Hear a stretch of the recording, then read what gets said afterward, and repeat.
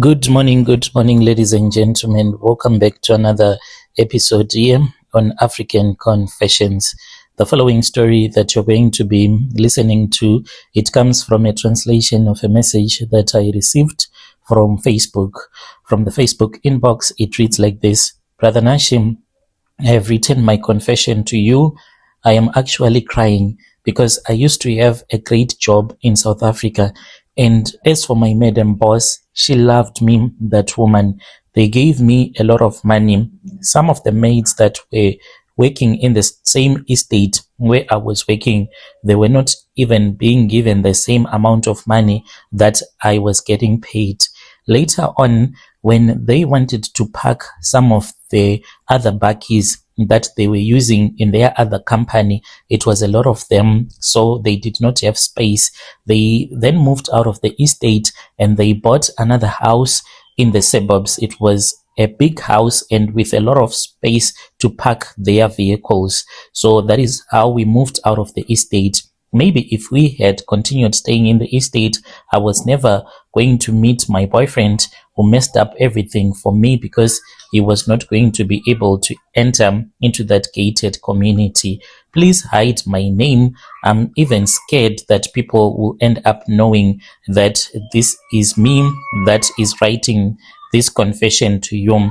I'm writing this so that other maids, especially those that are maids in South Africa, to know that as long as you are a maid, you are also targeted by armed robbers, because they know that you as a maid, you will be having a lot of information about the people that you work for. You know their daily routine, what time they go to work, what time they return back, how many cars they have, how much money they might have, and what kind of businesses they are running. So if you do not want to end up in prison, please make sure that before you bring any man that you will be dating to your workplace, just know that there is a high possibility that the man would be dating you just to know more about the people that you are working for, like what happened to me. I was working as a maid. I went to South Africa when I was still very young, and the problem with me was that I believed in true love, and I thought that I was going to meet the man of my dreams, who was my Prince Charming, who was going to take me to a fantasy land. And when I went to South Africa, I was just a young girl and I just wanted to take care of my parents. I had been impregnated by my boyfriend when we were still teenagers, and I had promised myself that I will only have a child after I would have met the man of my dreams. I started working for that South African couple. They were good people. They said that they knew that I had a lot of people that looked up to me, so they would increase my salary. I even managed to get a borehole drilled at our house in the village, as well as to renovate the old houses that were at our family's compound. Each and every month, and I will send some money back home. I would regularly send groceries that I would have bought in South Africa, bringing them to Zim. When I look at my situation right now, I am stuck at a farm here in Zim. Sometimes I can get paid $50. Sometimes we don't even get paid at all. It is a matter of me just working so that I can survive, I can get some food to eat. But when I was in South Africa, life was so good, life was beautiful. I got a job, and this family, they had a big mansion, they had a lot of cars, and they were blessing me. That was when I met this South African man after the couple that I was working for had moved from the estate and they started staying in the suburbs. So after 2 days, they used to send me to the mall because where we were staying, it was just close about 5 minutes to the mall. So I would just go to the mall in the morning, or after I would have finished whatever that I would be doing, I would walk there and I will buy some bread and some of the small food items that they wanted me to buy for breakfast. So I would go and restock after each and every 2 days. So on this other particular day, when I had gone there, it was early in the morning when I saw that the bread was nearly finished. I then walked to the mall and then I met this South African man. He saw me. I was walking towards Pick and Pay. He greeted me. I panicked because this man, he was very smart. He was smelling nice. He was wearing a black suit and he looked so handsome. When he greeted me, I panicked and he said that he wanted to get my phone numbers. I even asked him, do you mean me or someone else? And he said, yes, you. Where are you headed to? I then told him that I was going to buy some bread at Pick and Pay. He then said that he wanted to accompany me. When we were at Pick and Pay, he then said I should grab a big trolley. Why? I really did not know, because all that I needed was just a basket, because I just needed to buy bread, bacon, maybe, and cheese, and then return back to work. So we grabbed the big trolley, and as we were pushing it around the supermarket, he would say to me, I want you to help me to pick up some items that I will need. So we filled up that trolley, including the items that I had been sent to buy by my bosses. And then we went to the till. He bought everything. He paid for everything. And he said that I was supposed to keep the money that my bosses had given to me. And I was really happy. So then he said, let us go to my vehicle because I want to accompany you to the place where you are staying. And the moment that we started talking together, he asked me where I was staying, what kind of a job I was doing, what kind of a job that my madam boss or my boss was doing. Do I have a boyfriend? And if I have a boyfriend, do they allow my boyfriend to come and visit me? He then told me this was like a big red flag, but I really did not think much about it. Like I told you, that my weakness is that I believe that out there is my Prince Charming who is going to come and rescue me from poverty. So when I was with this nice, handsome South African guy, I thought that, so this was the man that I always wished would come and take me out of poverty. So I was not even thinking straight, or even thinking why this stranger was asking more about the people that I was working for. We went to the underground parking lot and I saw the car that he was driving. It was a beautiful silver Mercedes Benz. He opened the boot and we loaded the groceries. And for the first time, I was sitting in the mother's seat right beside him and we started talking. And then he said something that was strange to me. He said to me, I have been watching you for a couple of weeks now. You always come and you buy bread. So I was so happy, but I did not know that this is what most of these armed robbers do. They always make sure that they follow a maid around and then they propose love to you. You start dating an armed robber without you ever realizing that you are being trapped because they want more information from you. And he dropped me off at the place where I was staying. He asked me a couple of questions about security, if there were dogs, what kind of people my bosses were, if they would allow him to come and sleep over. And we kept on talking. I was in love, madly in love with this man, and he was a gentleman. And this is what I used to do. When my bosses were fast asleep, I would get out of the yard and I would open the gate slowly so that I can sneak my boyfriend into the back room where I was sleeping. And he would always look around. I did not know that he was busy checking the security at that house where I was staying. Another red flag was that inside his car, there were always a lot of SIM cards, plenty of them, and a lot of mobile phones. He would call you with a different phone numbers. I even stopped saving his phone numbers because it really did not make sense. He can call you now with a new phone number and then 30 minutes later, that phone number is no longer going through and you will be using a whole new phone number. So I stopped even saving his phone numbers altogether. And inside his car, you would always find money, a bag full of money. There was even one time when I saw that there was a bunch of credit cards, debit cards that were in his car. All of them, they had different surnames. And when I asked him why he had all of these debit and credit cards, he will just take those cards and he would throw them into the bushes whilst we were driving on the N1. We would drive until we would have reached the N1, then he will dump those debit cards, but he will do it when he was busy driving one after the other, not dumping them all together at one place. He said that he was a hustler, he was a contractor. Since he was a South African, I just thought that he is a hustler.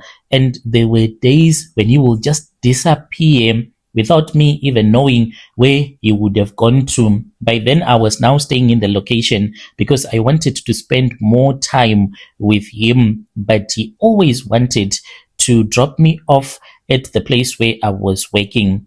One day, he said that he wanted me to tell my bosses about him so that there can be proper introductions that can be done. But I refused because I just felt something strange, like what I wanted to do, it was something that will end up costing my job. So I said, no, let me think about it. And he got mad and he said, why you do not want your bosses to know that I am your boyfriend? They are supposed to know me so that I can come to your workplace whenever I want to. Then I ended up giving him information about my madam boss, Brother Nashey. I did not know that the information that I was giving him about my madam boss, who was a medical doctor, so she always had this particular day during the week when she would knock off early, and by lunchtime she would have returned back from work just chilling at home. I had no idea that this information that I had given to my gangster boyfriend, it was dangerous information. He started studying my madam boss, and I did not know that they started following my madam boss around. The day when the kidnapping happened, I was in the kitchen. So at that house, when you were in the kitchen, you could see everything that would be happening at the gate. Like always, I then saw that my madam boss's car had pulled up at the gate. She was waiting for the gate to open up. I did not know that she was actually being threatened by other people to drive away from the gate. And when I saw her driving away, I did not know that it was my boyfriend who was in the process of kidnapping my madam boss, and then they drove away with her. So I just thought that maybe she had gone to the shops or she had forgot something at her workplace. And later on in the evening, my boss then came. He was surprised that his wife was not at home. He then asked me where his wife was at, and I said that I really did not know, but all that I saw was that my madam boss, she had came to the front gate and then she had drove off. Their phone was not going through, and what they did was that the husband, when he was checking the phone, the car was parked at the mall. So he thought that maybe she was still shopping, but it was really weird. And then they went to that mall, and then they found out that those guys, they had just dumped that tracking unit into another vehicle. So all along, they had been tracking the wrong vehicle. They were on their way going to Mpumalanga. What helped them was that there was this other white guy that was behind the car, which was being driven by my boyfriend, and they had my madam boss in the boot of the car, and they had not closed it completely because they did not want it to suffocate. So she started struggling, and the people that were driving their vehicles behind this car started to see that there is someone that is in the boot of the car. And then that white guy informed the police about everything that was happening. In his mind, he thought that it was only one vehicle, but there were two vehicles. The other one that he had other armed robbers than the one that was carrying that woman that had been kidnapped. And within a very short period of time, there was police everywhere, and my boyfriend was arrested. I did not even know that this was what was happening. I had a dream. I saw my grandfather that very same night when my boyfriend was arrested. My grandfather came running to me My grandfather died a very long time ago when I was still very young. I don't even have any memory as to how he looked like, except for the time that I saw him in the old photographs. But I saw him clearly. He came into my dreams. I recognized him and he recognized me, and then he started crying. I asked him and I said, "Grandfather, why are you crying?" He then said, "Oh, my daughter, you are going to prison for something that you have no idea about. Do you know what is going to come your way? Run now, run, my daughter, run away." That is what he said as he was running away. And he said, "You are innocent, run away." So I did not understand what was going on. So at this time, they were doing their investigations.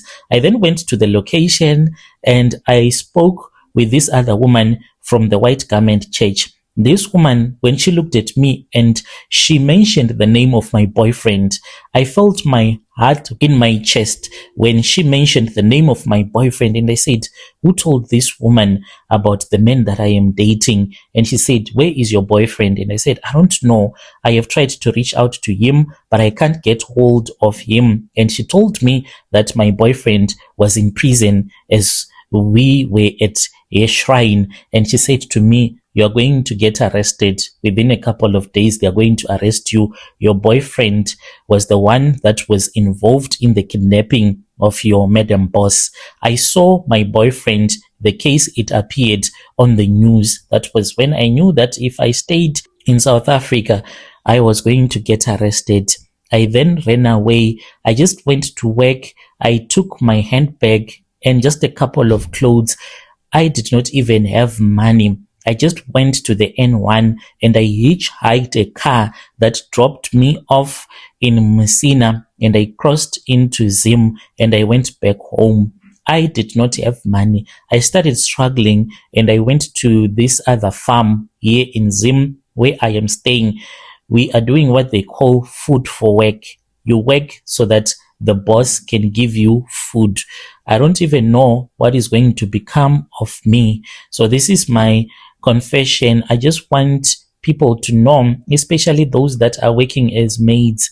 You might be having someone that will tell you that I'm in love with you, I really love you, but that person, if you look closely, you will see that they are saying all of those things simply because they want to get some information from you as a maid. And you should ask yourself, why is this guy that looks so smart, that has a beautiful car, and I don't even know what kind of a job he does, why is he interested in dating a maid like me? It is because that guy, he might be working with gangsters, and all that they want is information from you so that they can be able to rob the people that you are working for. This is my confession. When you post my story, please tell me. I'll be following through in the comment section.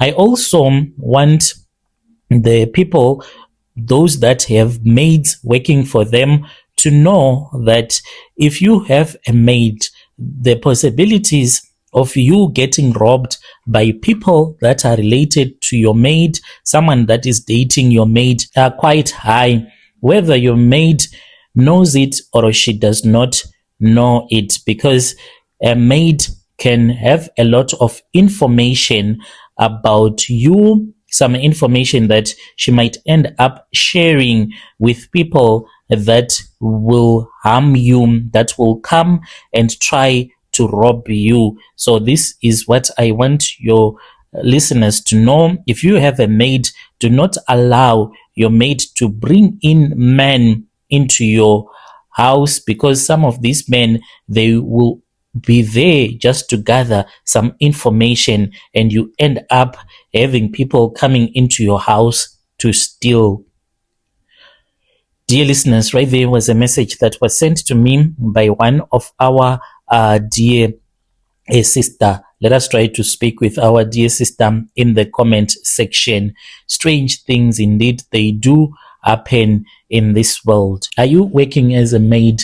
Have you ever been approached by people that you later realized that this person is a gangster? He wanted to steal from the people that I am working for? If so, you can come to my inbox with your own side of the story so that we can share with our listeners.